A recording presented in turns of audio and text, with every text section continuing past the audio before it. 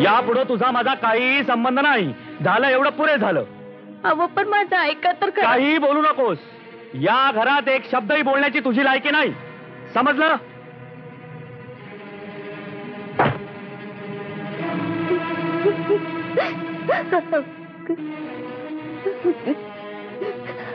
अव मी कालच माफी करा म्हणून म्हणलं ना. आता मी तुला माफ करू शकत नाही. मी खूप सोसलं, खूप सहन केलं. आता माझी ताकद संपली सोसायची. पण मी माझ्या आबासनी काय सांगू? काय वाटेल ते सांग. आता का मी सांगेन त्याच्या उलट वागायचं होतं ना तुला? नाही. वाग वाग, तुझी तू मोकळी आहेस. काही हो नाही. यापुढे तुम्ही साक्षीला तसं करीत तुम्ही पंचीला तसं वागीत जादा बोलणार नाही. अगं पलच करणार नाही. तुम्ही मंचीला त्या साड्या बी नेसेत. पण मला या घरात बाहेर काढू नका हो. मला तुझ्याशी संसार करायचा नाही. तुझं तोंडही पाहायची माझी इच्छा नाही. नाही हो नाही. असं भंगाळ बोलू नका. मी पाया पडते. हे बघ, जे काय रडायचं ते तुझ्या बापाकडे जाऊन रड. काल माझी चितू झाली. माझी नोकरी जायची पाळेल तुझ्यामुळं. ते काय नाही गोंधळे. काय साहेब? हिलाच्या बापाकडे पोचवून या.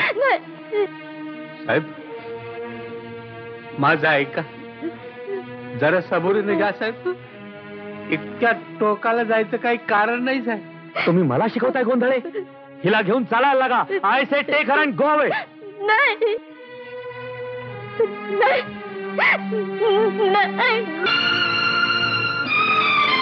I see. तो काय समजतो काय स्वतःला? बायको म्हणजे काय हातातली सिगरेट वाटली? पाहिजे त्या वेळेला हातात धरली, नाहीतर फेकून दिली. इडियट. काय हो? होय साहेब, पार्टीच्या जे काय झालं त्यामुळं. त्यात पोरीचं काही एक चुकलेलं नाहीये.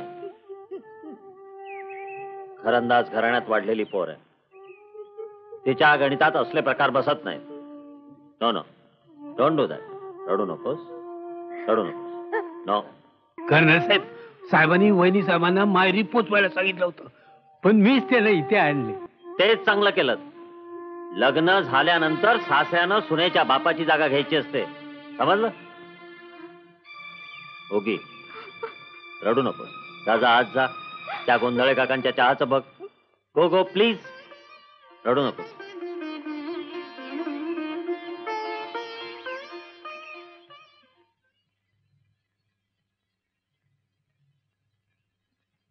कर्नल साहेब, तुम्हीच आमच्या साहेबांना जरा समजावून सांगा. गोंधळे ती कर्नलची सून आहे.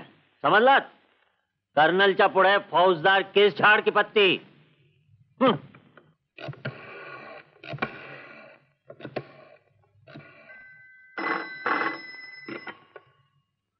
Hello, commissioner speaking.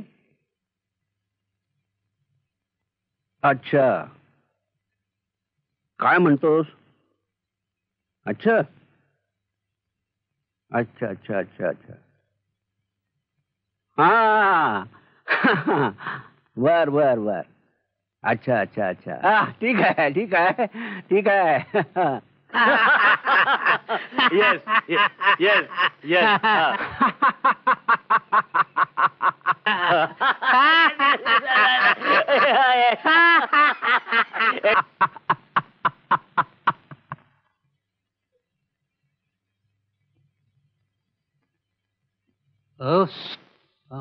मला फौजदार साहेबांनी भेटायचं आहे. पण तक्रार काय?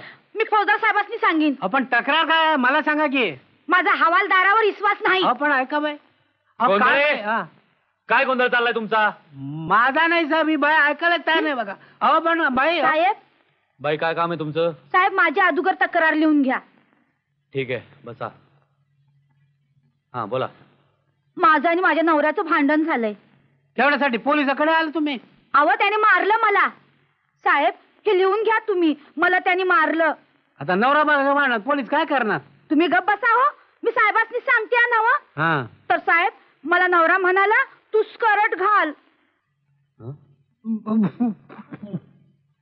स्कर्ट? वय आता तुम्हीच सांगा माझ्यासारख्या खेड्यात जन्म गेलेल्या बाईनं करड घातलेला बरा दिसल का?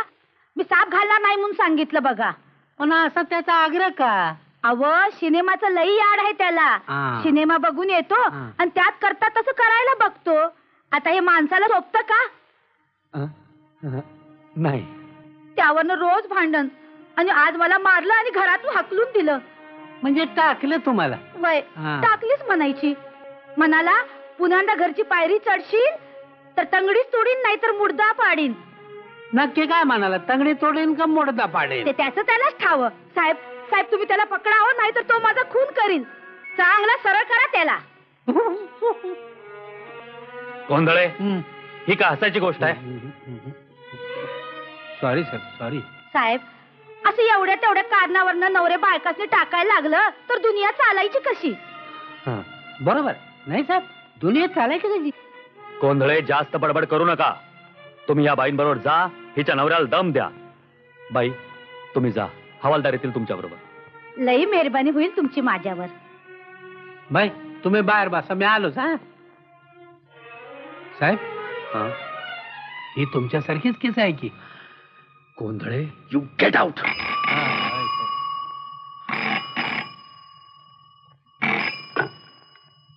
हॅलो, मी कमिशनर बोलतोय. तुमच्यावर एक खास कामगिरी सोपवायची आहे. Yes sir. तामसवाडी माहित आहे तुम्हाला? हो सर. डेप्युटी मिनिस्टरचा मतदारसंघ आहे. हां. बजरंग 12% खुनाचा गुंता अद्याप डिपार्टमेंटला सुटलेला नाही. Yes sir. तुम्ही जाऊन हुशारीने तपास करा आणि जाताना गोंधळे कॉन्स्टेबलला बरोबर घेऊन जा. Okay sir. One more thing, कदाचित तिथं स्त्रियांची झडती घेण्याचा प्रसंग येईल तुमच्यावर. लेडी कॉन्स्टेबलला पाठवतो तुमच्या मदतीला तिथं. Okay? Thank you sir. Thank you very much.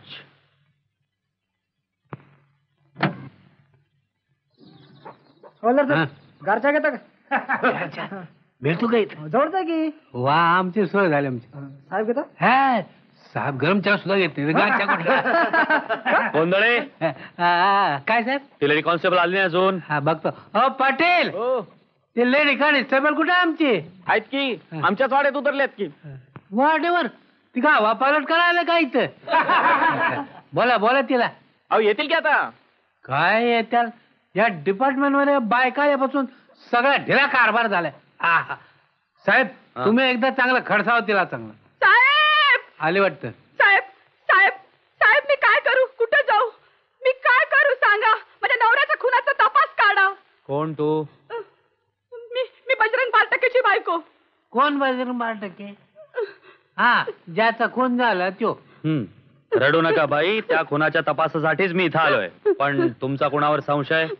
संशय तुम्हा यायच्या आधी लई फौजदारांनीच सांगितलं साहेब, पण कुणीच दाद घ्यायला तयार नाही आणि मला बी ठार मारीन म्हणून धमकी देतात तिथले लोक. तुम्ही काळजी करू नका बाई, मी सगळी चौकशी करतो. लय उपकार होतील साहेब, लय उपकार होतील.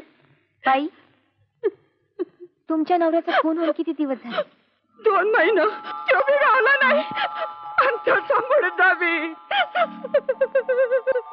सॉरी सर, मी 350 lady constable reporting for duty. बाई बाई, तुमच्या नवऱ्याचा खून होऊन 2 महिने झाले. मग तुमच्या कपाळाला कुंकू कसं?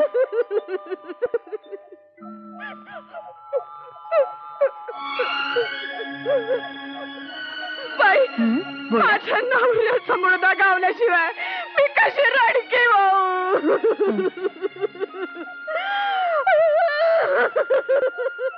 हे बघा, आम्ही सगळी चौकशी करतो. जातो. पाटील, या खुनाच्या संदर्भात मला काही जबाब घ्यायचे आहेत. यापूर्वी जबाब घेतल्यात बाई. पूर्वी घेतले असतील, पण मला पुन्हा जबाब घ्यायचे आहेत. बर, मग आपण त्यांच्या गावालाच जाऊन चौकशी करा. मी तशी व्यवस्था करतो. आत्ताच तसा निरोप पाठवतो की. असं म्हणता? वय, तुमचा आज मुक्काम आहे ना? जा तुम्ही.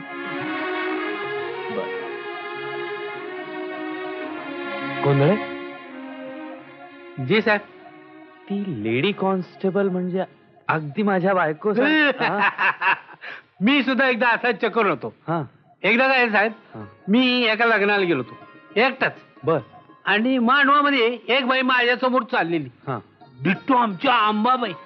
चालणं अंगलट अगदी आमच्या बायको सारखी. बर. मला वाटलं हिनं आपल्याला बनवली काय म्हणून मी पुढे गेलो आणि त्या खांद्यावर हात ठेवला आणि ती बाई वळली आणि खाडकन माझ्या तोंडात मारली. हा? माझ्या हो.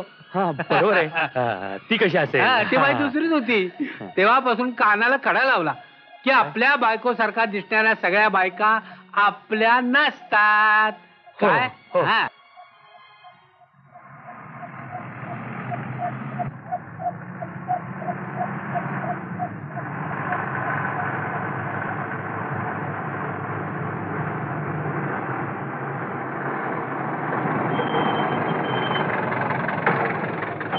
गोंधळे, तुम्ही इथे उतरा. त्या माणसाची कसून चौकशी करा आणि पुढील गावातील चावडीवर या. मी तुमची वाट पाहतो. चला बाई चला.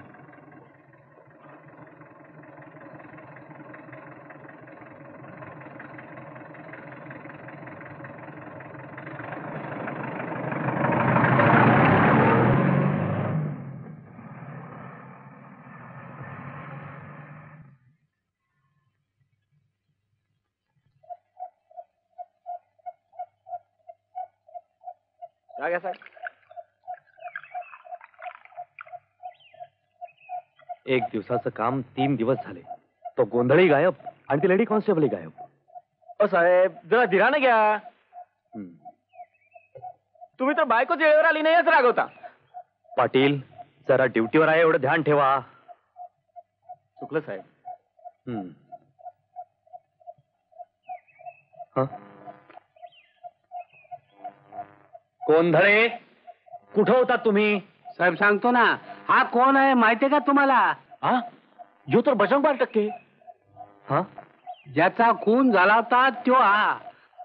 पण साहेब याचा खून झालाच नव्हता. हा बेळगाव जवळच्या एका खेड्यात लपून बसला होता. काय रे सांग ना. काय सांगताय? साहेब या बजरंगचा सगळा कट उघडकीस आणण्याची खरी कामगिरी आपल्या नंबर 350ची. अहो त्यांनी गावात 10 ठिकाणी चौकशी केली आणि हा बजरंग फरारी झालेला आहे आणि बेळगाव जवळच्या एका खेड्यात लपून बसलाय अशी माहिती काढली आणि म्हणून आम्ही तिथून जाऊन त्याला पकडून आणला.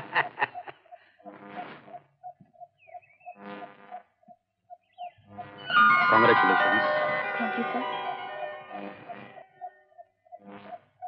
आता अहो साहेब